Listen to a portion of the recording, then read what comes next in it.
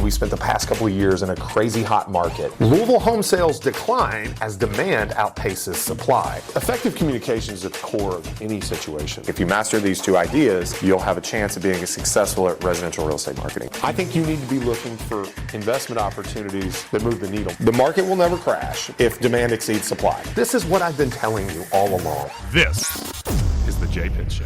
And we're back, folks. Welcome back to the J Pitts Show. This is the J Pitts Show on Talk Radio 1080. I'm a little out of sorts. That's not the typical opener. No. It's a bit formulaic. I think our guest in the studio has got me a little off my game today. Hey, I tell you what, Jay, I feel good today. You do? I feel good. Slept about 7 hours last night. I'm feeling good, baby. Oh, wow. So 7 hours. How old? How old is Rowan now? 1 month tomorrow. 1 month. So you haven't had 7 hours in over a month. Yeah, no. Okay. At all. Probably not even combined. No, we don't need to spend much time on it, but I feel good. That's good. I mean, I'm not trying to belabor the point. I feel way better than what we were talking about before the episode. I was a little hungover on. Okay. A while back. Well, and that was news to me as well. We have a habit, folks, of completely sharing all the good stories that should be shared on the air just before we go on air. So I had to, unfortunately, shut Ryan down. Not Ryan Harris. Well, a little bit, but I want to hear the hangover story at some point, but we're not going to get into that today. We do have a special guest for you today, Mr. Ryan Brown, who's also an agent at Remax Premier Properties and founder of Beechmont Equities. He's going to talk a little bit of creative financing, deal making, investing. He does a different brand of real estate. We know that obviously a lot of our audience is real estate agents. So you're going to hear a lot of interesting things today, I'm sure. I'm not entirely certain what is completely on the docket, like verbatim. Ryan Harris, my co-host here, usually outlines what we're going to do on the show today. But I have a feeling that we're going to get into some creative ways to make money in real estate as an investor or as a real estate agent in a more challenging market than we've experienced over the last few years. Fair to say, guys? Yeah. There's less on the outline today. I'm sure you can see. But I think that's going to make it fun. We'll just see where it goes, see what Ryan Brown has to say. Before let Ryan talk here, I will say Ryan Brown's probably one of the funniest people in the office. So we will see if that comes through. We're setting the high bar. Oh, God. I knew you were going to do it. I knew you were going to do it. And Ryan, just so you know, you cannot say curse words on the radio. This is also true. They can't beep it? No. Well, Jim could beep it, but then that would be requiring more of him. Let's just try not to. We've done about probably around 35 of these shows now, and we've only slipped up once or twice. So. I think it was me, and I think it was only once. Yeah. Okay. To be quite honest. So, without further ado, Ryan Brown, let you introduce yourself, kind of how you got into real estate, what you did before then, and take it from there. Jay introduced me a little bit, and I do want to say that there's nothing worse than when somebody has a new baby and they tell me that the baby sleeps all night. I was getting a haircut, and my barber has a month-old baby, and he slept for 4 or 5 hours last night, and I was like, that's ridiculous. Yeah. But I got into real estate. I got my license after we bought our first rental property, and it was a property down in the west end of Louisville that I paid $10,000 for. And at that time, I wasn't real busy, so I did all the work. Give us the year to put that in context. I've had about, roughly. I've been coming on 10 years. Yeah, so 2012, 2013, something like that. Yeah, but I guess it'd probably been 14, maybe. Okay. So I'm not quite to 10 years, but okay.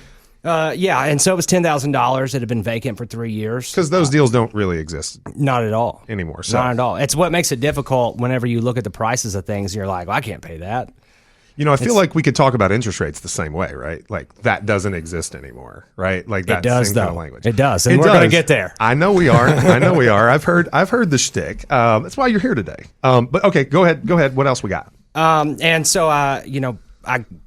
We bought our first property, and then the agent did not show us the property and did not come to the closing, and made $3,000 out of the $10,000 sale. And I thought, it can't be that hard. I can do it. And did online real estate classes shortly thereafter. And, the whole time I've had my license, I've always focused more on investors than, the typical residential sales. I know all agents work with investors and everything, but I kind of tried to work to make that my thing.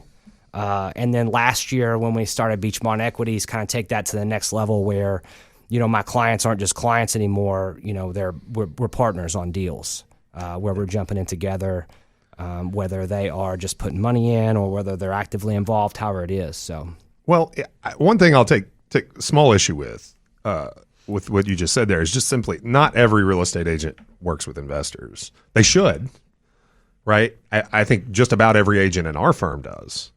But there's a lot of agents that are really like paralyzed by fear. They don't understand the lingo. They don't feel like they aren't adequate enough. And I hate that because it's such a profitable niche. It's so much fun. You can contribute in so many ways that are different to helping somebody find the home that they're going to live in. That's fulfilling in its own right. I know you've done some of that. You don't quite do very much of it anymore, but working with an investor is just a different breed, in my opinion. And I hope and I expect some of the things you're going to hear from Ryan today are going to maybe sound a bit complex, but I challenge you to see the simplicity behind what might sound complex because it really isn't that challenging. It's just simple concepts that you have to expose yourself to, and you're going to open yourself up as a real estate agent, if you're a real estate agent listening, to a whole new stream of income.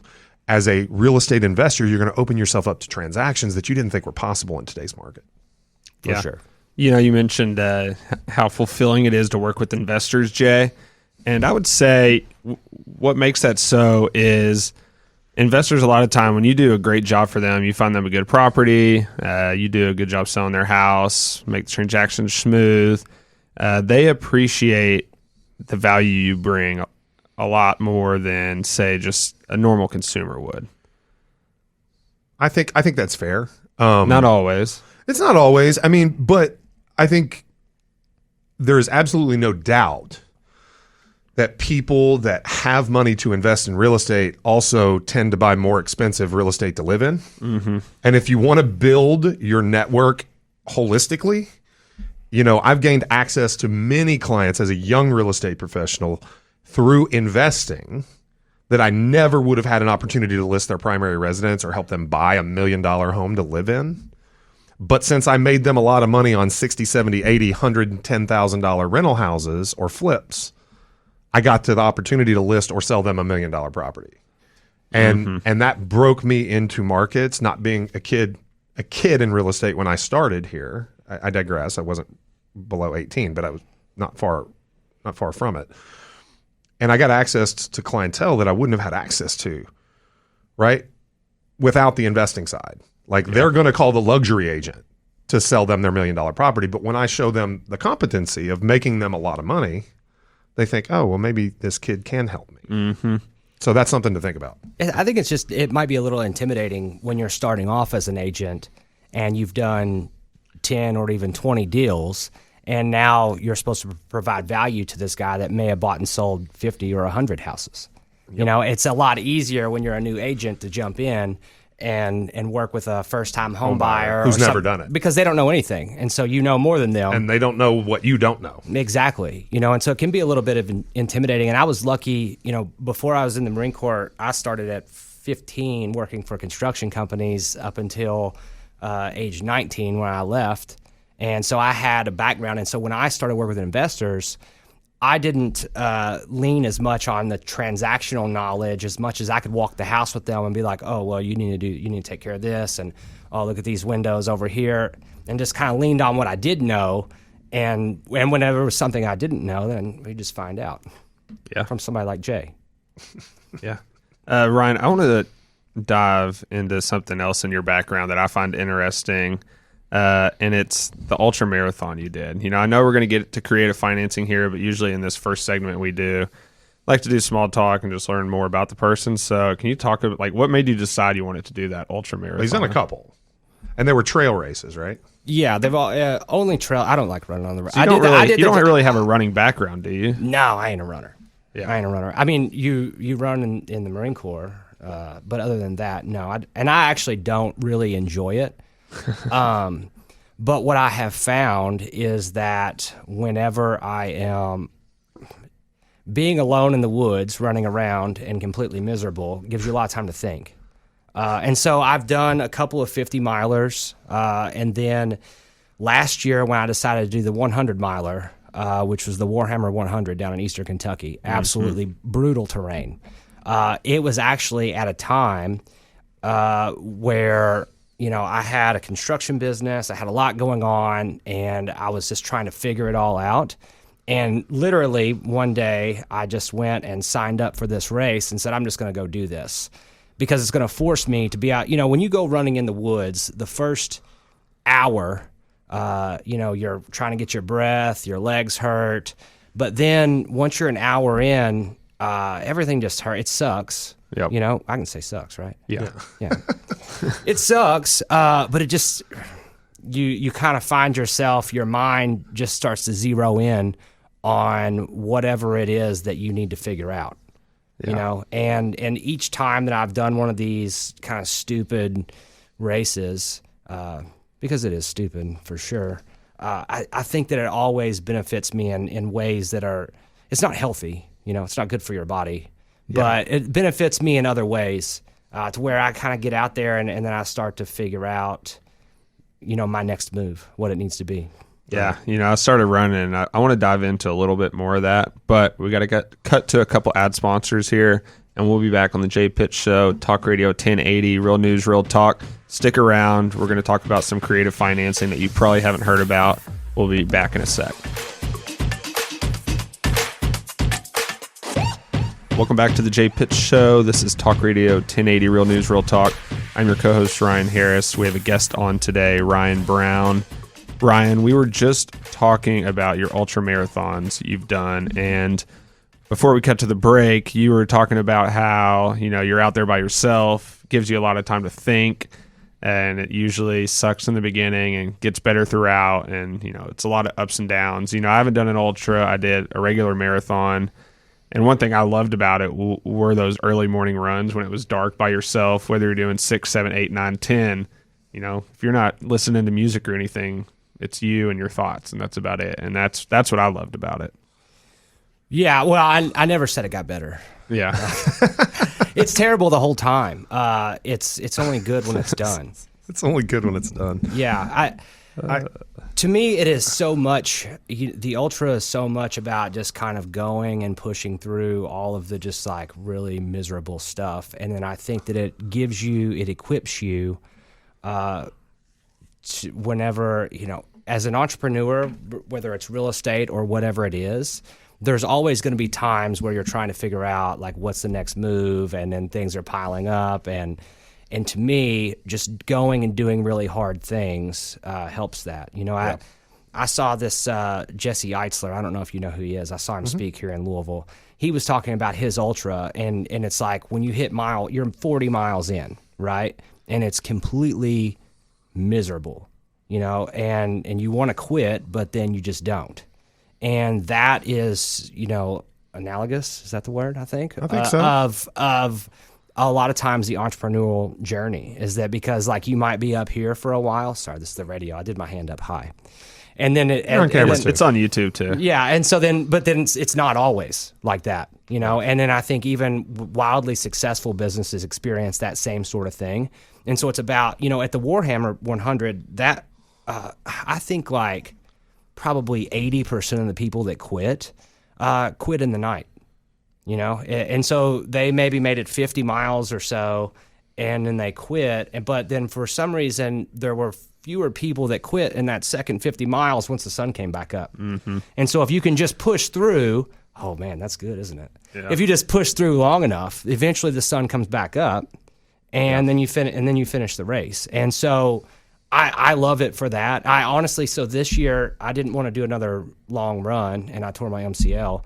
And so I just started getting into jiu-jitsu with the kids, because it's a very different but similar type of situation. You just need to do hard things. Yeah. I feel like I operate better in every aspect of my life when I am consistently doing something very difficult. And it's just easiest to schedule that into physical activities. I agree with that. I think I ran a marathon once upon a time. I could make a lot of excuses. I don't think my body would endure 50 miles, right?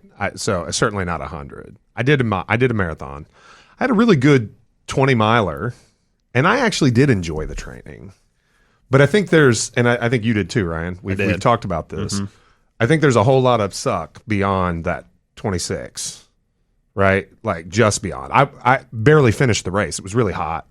I got dehydrated. I cramped really bad. I had to push, and it was a mental struggle to get that last 3 or 4 miles in, just on my feet, right? And I like to think that despite it not being near as hard as going 100, right, that mentally that's what I was going through. It was like every step was don't quit for a little while, and then you forget, and then it comes back, and you're like, okay, every step is don't quit, and you just don't. That's it. I can identify with that. Just don't quit.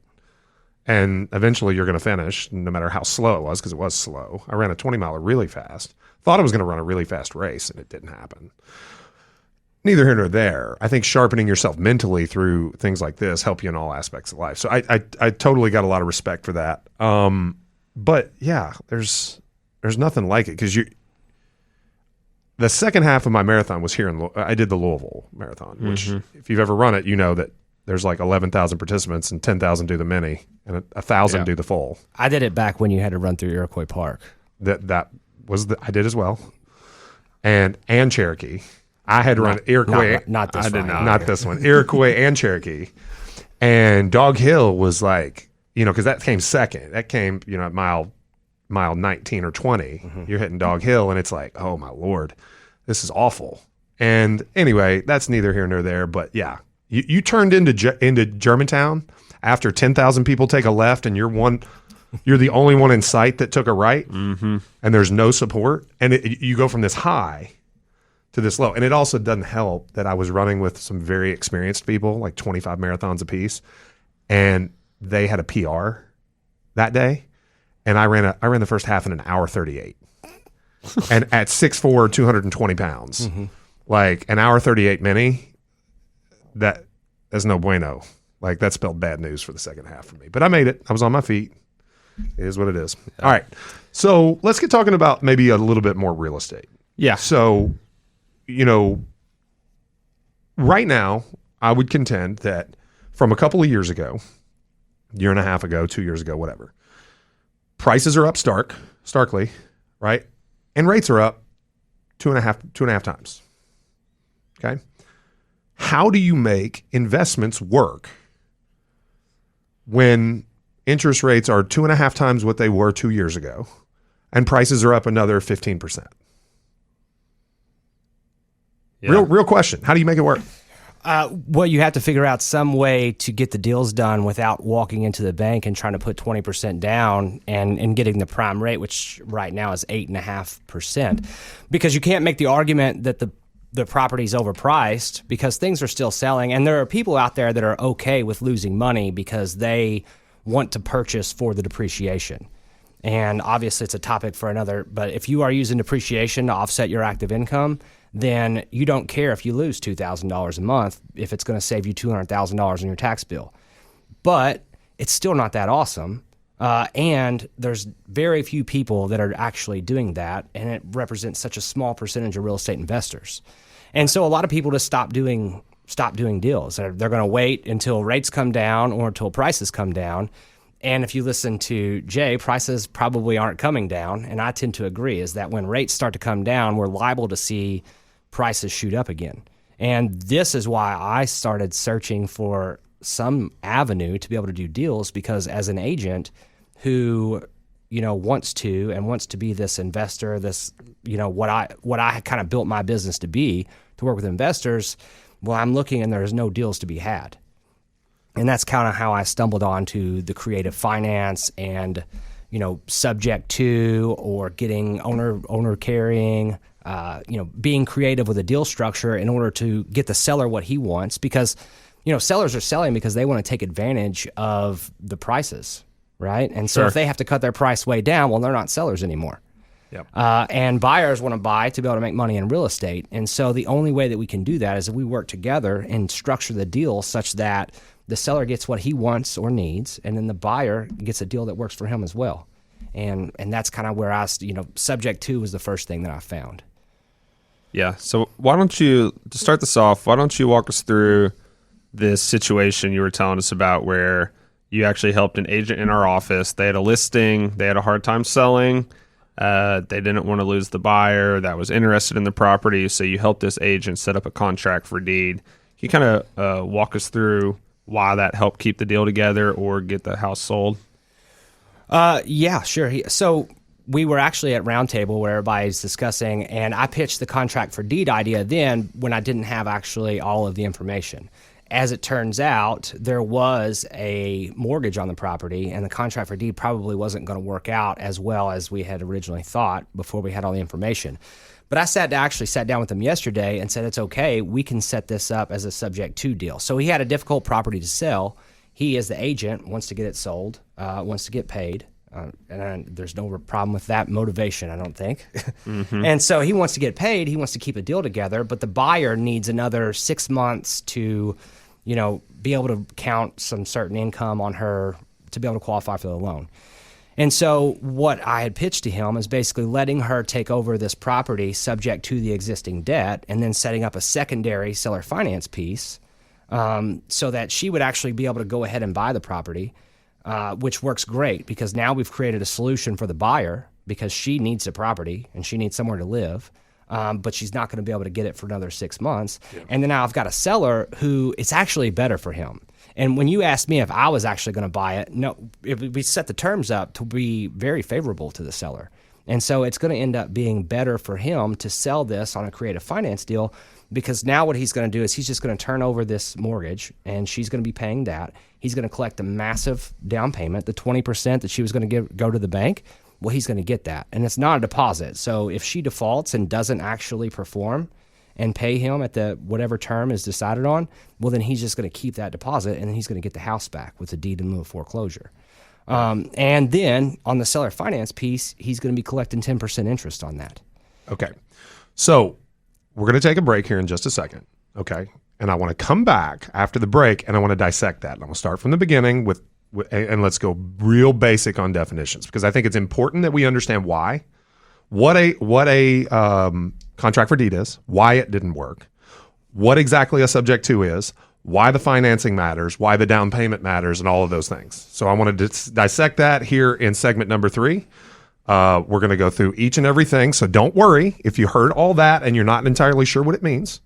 We're going to come back and we're going to get it right here after the break on the Jay Pitt Show on Talk Radio 1080 with Ryan Harris and Ryan Brown. We'll see you in a minute.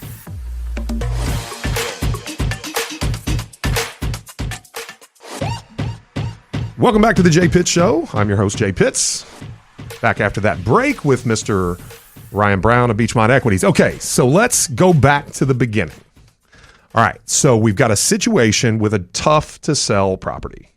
Okay, we've got an interested buyer that can't get financing for 6 months or so. Credit needs to be improved, etc. Okay, buyer's got a big down payment. That's important to understand. Okay, the buyer has cash that they're willing to put up.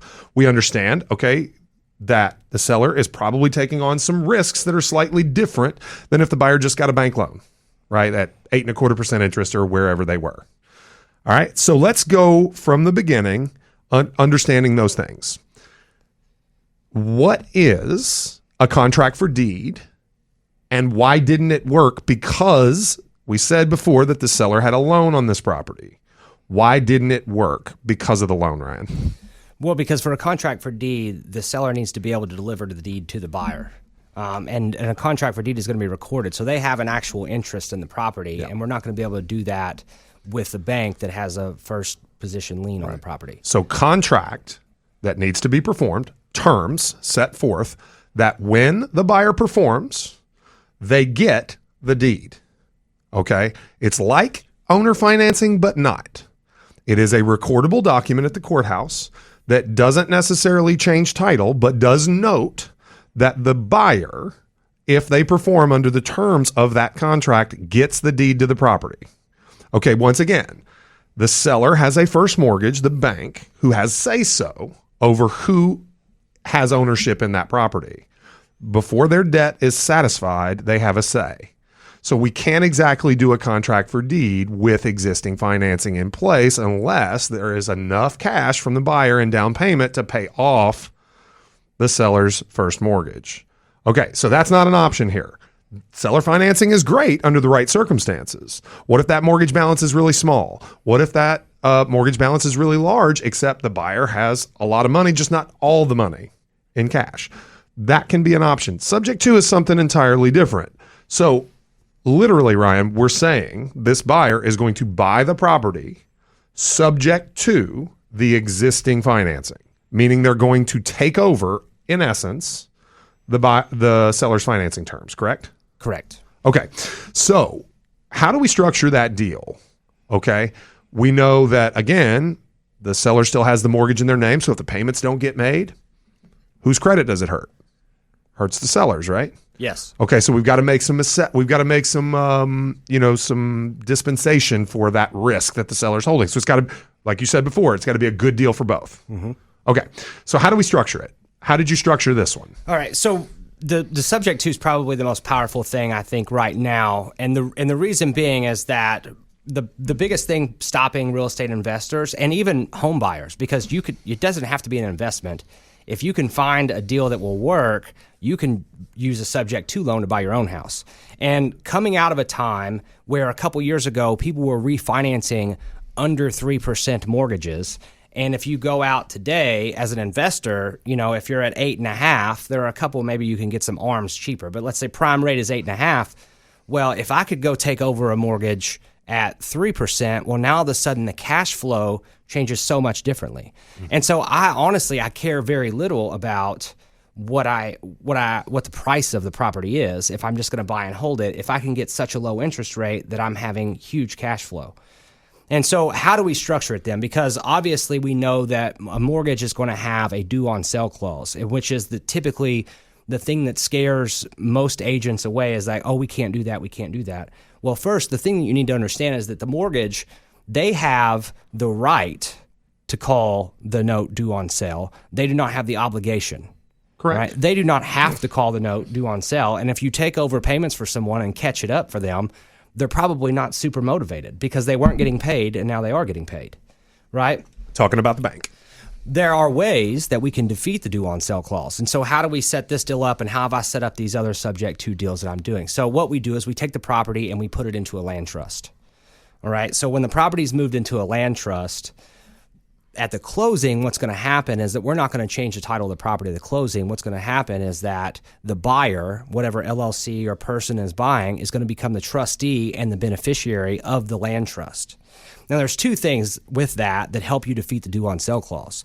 The first one is it's technically a federal law that if a property is moved into a trust for the purposes of estate planning, which is not strictly defined, then it's illegal for the lender to call the note due. And then the second piece here is that the changing of ownership through the trustee and the beneficiary is private.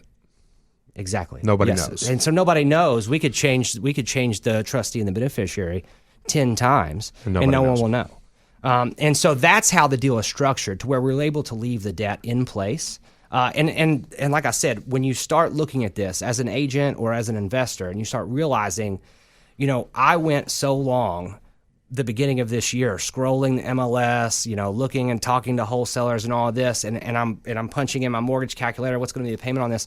There are no deals. There is no property out there that works whenever I have to put 20% down and I go get an 8.5% mortgage. There's nothing. But then all of a sudden when I start looking at it and I start calling agents and saying, well, what kind of debt do they have on the property? Oh, they refinanced in 2019. The property that I just closed on yesterday was renovated by a guy in California who pulled out as much cash as he could after he got done with the renovation at 3.875%, and then hired a not great property management company and was not doing well with it. And so what we had to do to get into that property was pay last year's taxes, and we had to get the mortgage caught up, which together was about $27,000. And then we paid real estate commissions, which is a key thing, is because I think when you're pitching a creative finance deal to agents, they turn it off for two reasons. I think that they turn it off, one, because they're not familiar and they don't understand. And their first thing is like, oh, you can't do that, but you can. And then they turn it off, too, is because real estate agents, they think that you're going to be a wholesaler, you're somebody coming in, you're trying to get in with no cash, you're not qualified. Agents are taught to qualify leads whenever they get on the phone with people. Well, they think that they're not going to get paid, which is not true at all, because we had no trouble. The listing agent there got paid his $20,000 just like he would if he would have sold it to the bank. Because us taking over that cheap loan, we're willing to overpay for the property. Because just look, if I hold it for 4 years and I'm saving 5% interest on $650,000, well, I make all my money back just in not paying interest. Yeah. Something you touched on there that I think is important to understand, and why I don't believe, okay, you may feel differently, and maybe you would like to debate me on this. I don't think we have enough time today, but maybe over a beer. I don't think that you will get widespread adoption on subject to in residential end user kind of markets. I just think it's too complex for most people to wrap their head around. It could. I think you see much more of an opportunity in assumptions, which are formally taking over someone's mortgage with the bank's permission. But what you touched on with the example, both the one that we're talking about here and the one that you're talking about that you closed on yesterday, you touched on something that I think is very prevalent in the market that makes this a viable solution for a lot of people in the investor world. And that's a certain amount of distress. Okay. I don't mean about to lose the property distress. I mean, I got into real estate investing because rates were at 2.75%. Okay. And everything positive cash flowed. Okay. And, people told me it was a good idea, and it's way more work than I thought, whether it be STR, long-term rentals, what have you, apartments, houses, whatever. Okay. And this is just not what I bargained for. And I'm not making that much money. I should be making money, but I'm not really good at it. And I can't find a manager that doesn't rip me off. And I can't do, so I would like to sell. I would like to get out. Okay. And, I've got this 2.75% interest fix for another 6 years. And right? so sell that. So you're selling that. Exactly. And you're using it to leverage your way into a really good price. Because once again, if that investor that would pay you 70% of what you would want, okay, because they have to finance at 8.5%, will pay you 100% of what you want if you can finance it for them at 2.75. So I think that is a big, big deal. Understand, and ways to identify that if you're a real estate investor, there are ways to identify properties with unpaid taxes. There are ways, okay, to make contact with homeowners not homeowners, but investors that have missed mortgage payments, right? There are ways to find listings that are not selling and communicate effectively, as Ryan has, with real estate agents and kind of engender some confidence so that they can pitch that deal to their clients. I think that's the unsung story here. Yeah. Ryan, do you know, in this situation you've been talking about, is the seller an investor themselves, or is it somebody living in the home for a personal residence? Which one? With the agent from our office? Mm-hmm. So it is an investment property that he has owned for a while. And from what I understand, I don't even know the address of the property. I just sat down and said, well, here's how the numbers could work and here's how you could structure it. Because, one challenge with Subject 2 right now is that you've got people who maybe they have a great note, but it might only be 50 or 60% of what the sales price is going to be. And so they're trying to take advantage of this huge appreciation. And they've got a great rate, but it only covers about half of the price. And so in this scenario, that's where we come up with, okay, it's going to be a hybrid deal where we've got some Subject 2 piece of it. And I think the rate that he's got is something like 4%, and so why wouldn't the buyer want that? And then. Yeah. So the reason I asked that question, and we'll talk about it when we come back, I want to know what happens if the seller is living there for their primary residence. What consequences do they have if they do this and they want to go buy another property for themselves? Yeah. So I want to come back, talk great. about There's that. There's ways to defeat that too. Okay, cool. Perfect. So we'll be back. Jay Pitt Show, Talk Radio 1080, real news, real talk. See you in a few seconds.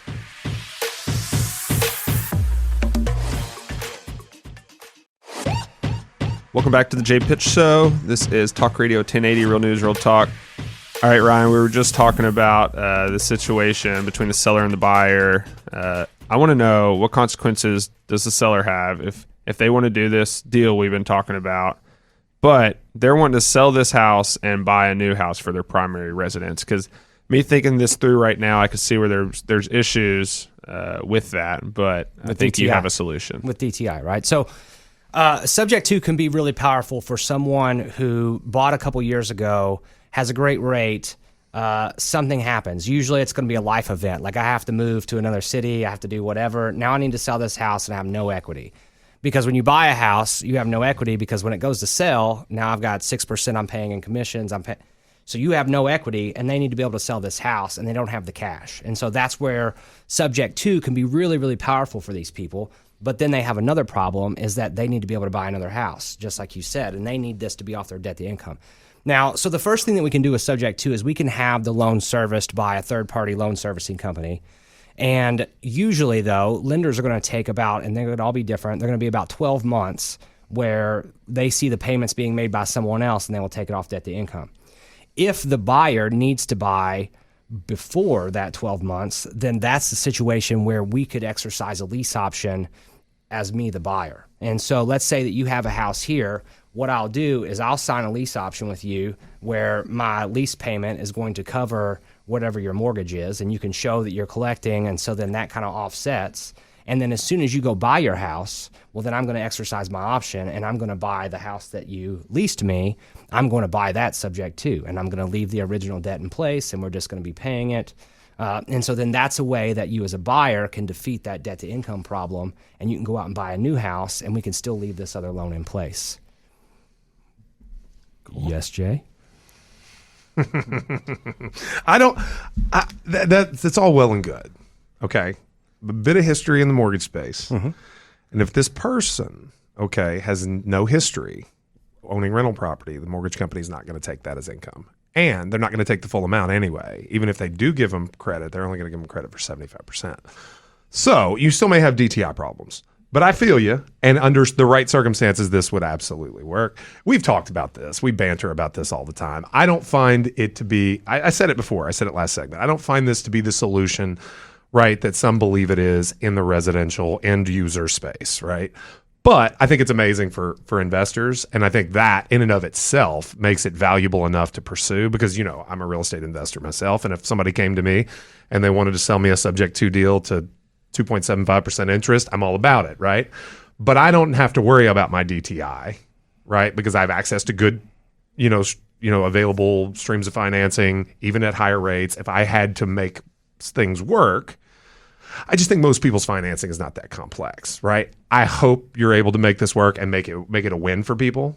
It's the first time I've ever heard the lease option workaround. Right. So good on you for being creative in that respect.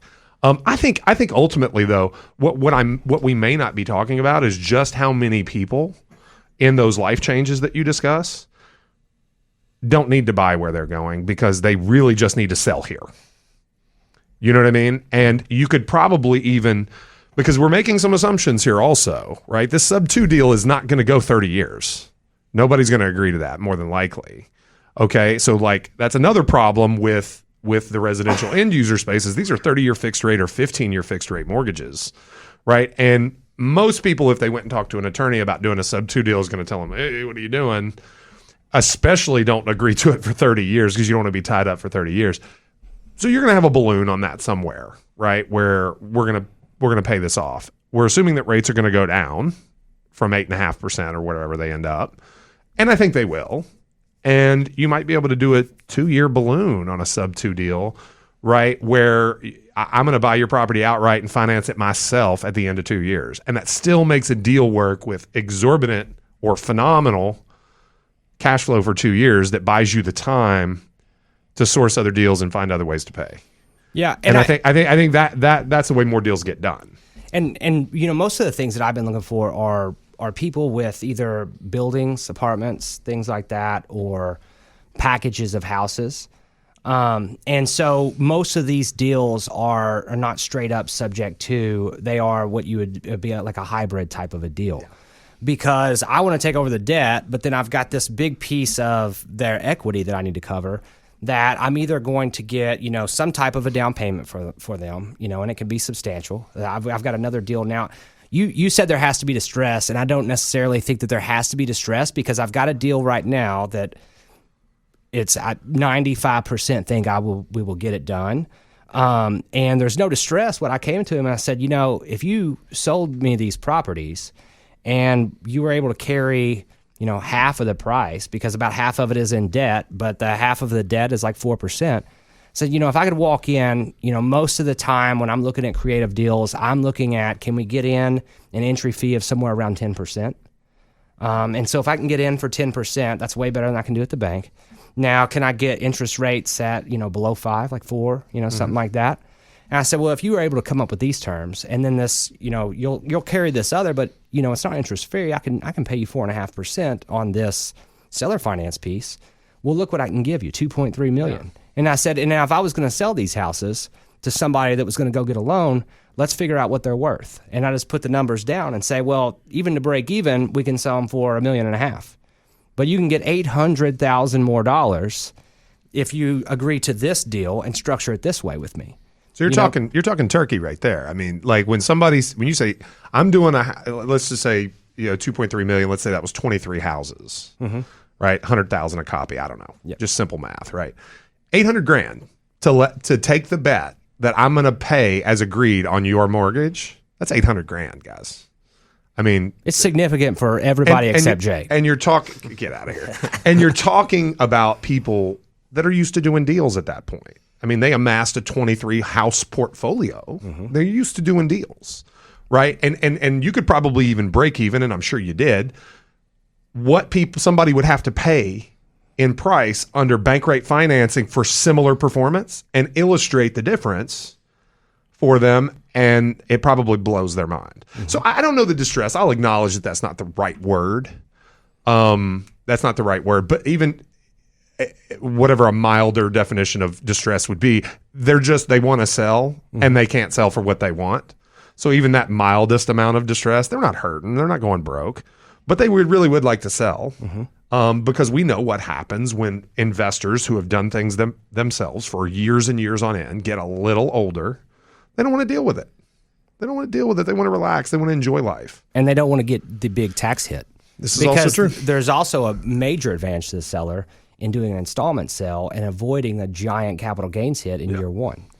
And then, you get a little bit money each year and you're not paying the huge capital gains. So there are, my main thing, and I have kind of made it my mission within these people that are really into subject to deals, is talking to agents and kind of just open your mind to there's a whole world of real estate outside of the GLAR residential sales contract that you're not accessing. And as our broker, maybe that makes Jay a little nervous, but there are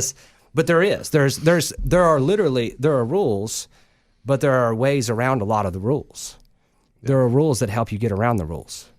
And when you do, now, like I said, I scroll through the MLS and everything is a deal. There's potential. Every single property is a deal. I don't know that I'm comfortable with that language choice, but rules to help you get around the rules. I think there's a different way to phrase it, but I know what you mean. All right, hold on. We're running out of time. We got a few minutes. And I think it would be criminal to get out of this episode with no hijinks. I mean, we have the one and only Ryan Brown on the episode. We have to ask him some sort of... I was going to say, what's our best would you rather? Segment for ridiculous questions. We can redo a would you rather that we've done before. That was a good one. How about, Ryan, and you'll have to help me set this. There's a tortoise. If it touches you, you die. I have it right here, Jay. Go for it. All right, Ryan. You get $5 million in your bank account right now, but there's a catch. A tortoise is chasing you for the rest of your life, and if it touches you, you die. It knows your location at all times. Its only purpose is to find you. It can't be killed, and it will live forever. Do you take the money? Is there a trick here? No. But do you take the money? Only purpose is to kill you. That was my reaction. And it will never quit. Well, yeah. You take the money? Yeah, I'll just close my door. Yeah. Well, it'll find a way. It can't. No.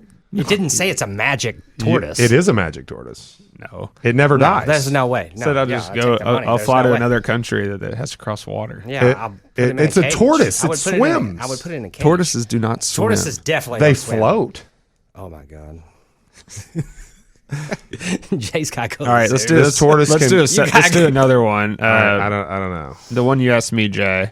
Would you rather lose your phone for a year or wear no shoes for a year? Shoes. I used to. Well- I'm from Meade County. Well, I didn't want to say I'm this from earlier. Meade County, and honestly, Hey, like being barefoot is better for you. Like the kinesthetic awareness you develop being barefoot helps you man. squat better. Well, I'm just saying the world being revolved. barefoot. We didn't get into squats. But Yeah, being barefoot I'm gonna is say being this. barefoot's good. I'm going to say this. I didn't want to say it earlier, okay? But this guy had to go without shoes for weeks on end after that 100-miler. Oh yeah, have you ever seen the video on my feet? He shared with me the video, and They're for sale. the video. I am in possession of the video, and you will be required to watch it. We won't let Hannah put it on Instagram, but I put it on Instagram. Did you the really? bottoms of my feet were just basically coming off the whole thing. I Plug knew your Instagram where people can go find it. Then we got to be done. Yeah, what's your Instagram, Ryan? I copied Ryan's. It's ryanbrown.re. I know you did. RyanBrown.re at RyanBrown.re. Ryan, dude, we appreciate it. We didn't make enough time for silliness, but we got a lot of information out today. So we certainly appreciate you sitting in and educating the audience. Guys, you should check out Beechmont Equities and Ryan. But that's all the time we got for you. So we'll be back real soon here on Talk Radio 1080. I am Jay Pitts, host of the Jay Pitts Show for Ryan Brown and Ryan Harris. We will see you real soon. Peace.